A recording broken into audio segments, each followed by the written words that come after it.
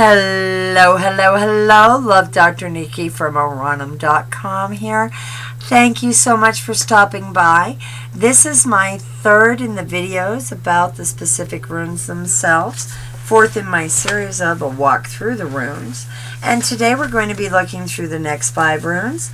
And those runes are Tiwaz, Kano, Jera, Wunjo, and Fehu. We're going to start with Tiwaz, and Tiwaz is probably one of the most well-known runes. Tiwaz is the warrior rune. Its keywords are warrior, victory in battle.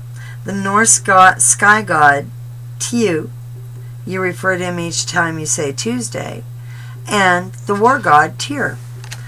Tiwaz is probably the most well-known of the Elder Futhark runes. Its shape, that of a simple arrow, belies the complexity of the power of this rune. Tiwaz is the rune of the ultimate warrior. It represents the spiritual warrior. Not to gainsay the honor and bravery of those who put themselves in harm's way for the price of freedom, Tiwaz speaks specifically of a deeper battle, the battle of our inner selves.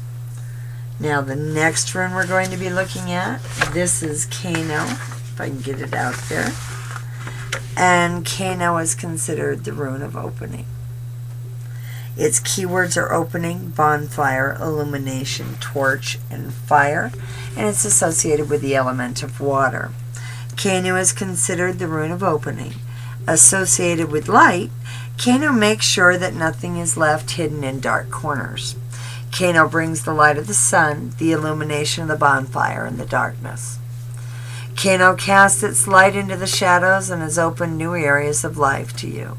Strongly associated with fire, Kano speaks of the fire within. Sounds like a pretty busy rune, huh? Then the next rune we have is Jera. Now Jera is the rune of harvest.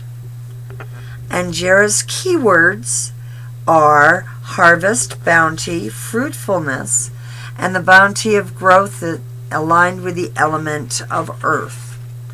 They're also aligned with the 12-month cycle. Jera is associated with the harvest, with the rewards of efforts diligently applied and purposefully acted. As the farmer prepares the soil, plants the seed, and waters, fertilizes, and cares for the growing plants, he is building latent Jera energy that will spring forth for him in the fall at the harvest. This is the energy of Jera. So it's actually a pretty awesome rune. Now next, this is a rune a lot of people like to see come up in their casting, because Wunjo is the rune of joy. And joy is its keyword. Happiness, light, and the absence of suffering and sorrow are also there. It is aligned with the element of the earth, so you can rely on the gifts of Wunjo. All the runes have some association or allegorical presence in the ancient tales and poems. The Anglo-Saxon rune poem says the following about Wunjo. He enjoys who knows not suffering, sorrow, nor anxiety, and has prosperity and happiness, and a good enough house. Now our final rune in this series is Fehu, the rune of possessions. Now Fehu is also keyworded with cattle, prosperity, and nourishment.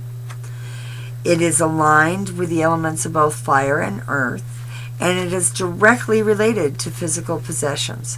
Most of us are familiar with tales of the great warriors who took to ships with dragons on the prow and sails of striped red and white. What we tend to forget in the warrior discussions of these industrious folk is that the Viking were also farmers and herders of cattle. At one time, a Viking with a herd of cattle was valued far more than a Viking with a ship to go a Viking in. So I hope you've enjoyed this quick walk through the last 3 runes, and I will be doing 2 more videos in this series, and I hope you'll check those out. And in the meantime, you're always welcome to stop by www.oranum.com, and I'm Love Dr. Nikki, and I'd love to talk runes with you. Have a great day!